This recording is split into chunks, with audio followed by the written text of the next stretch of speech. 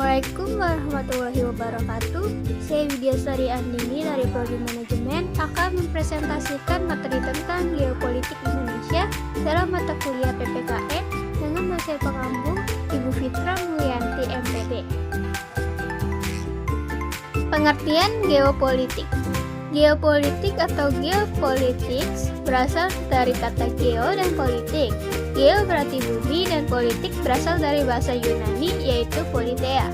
Poli artinya kesatuan masyarakat yang berdiri sendiri dan teia artinya urusan.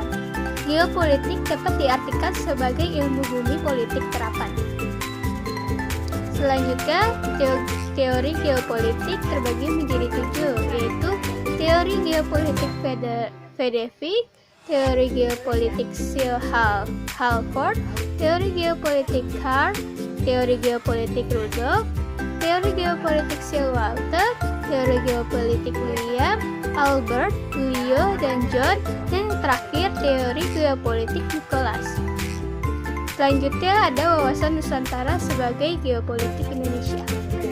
Wawasan Nusantara adalah geopolitik Indonesia yang diberi pengertian sebagai cara pandang dan sikap bangsa Indonesia mengenai diri dan lingkungannya yang serba beragam dan bernilai strategis dengan mengutamakan persatuan dan kesatuan wilayah dan tetap menghargai serta menghormati kebinekaan dalam setiap aspek kehidupan nasional untuk mencapai tujuan nasional.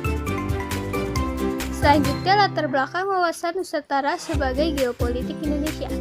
Ini terbagi menjadi 4, yaitu yang pertama falsafah Pancasila, yang kedua aspek kewilayahan Nusantara, yang ketiga aspek sosial budaya, dan yang keempat aspek kesejarahan. Selanjutnya, kedudukan wawasan Nusantara.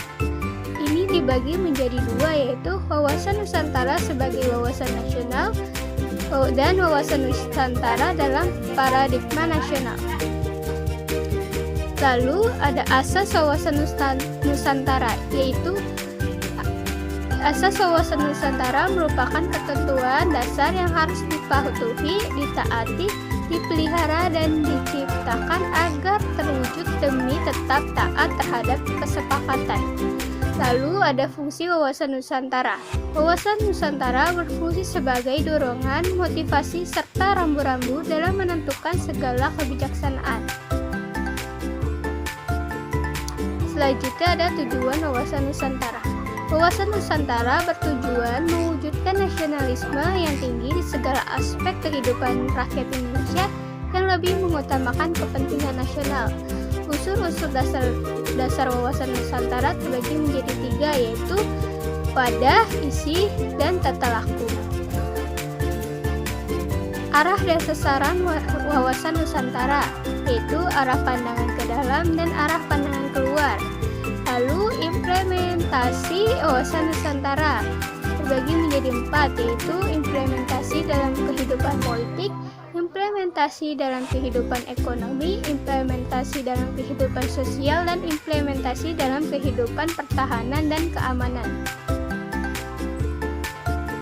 Yang terakhir ada tantangan implementasi, yaitu dibagi menjadi 4. Yang pertama, pemberdayaan masyarakat, yang kedua globalisasi, yang ketiga era baru kapitalisme, dan yang terakhir kesadaran warga.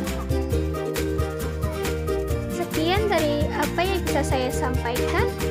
Apabila ada kekurangan, mohon untuk dimaafkan. Wassalamualaikum warahmatullahi wabarakatuh.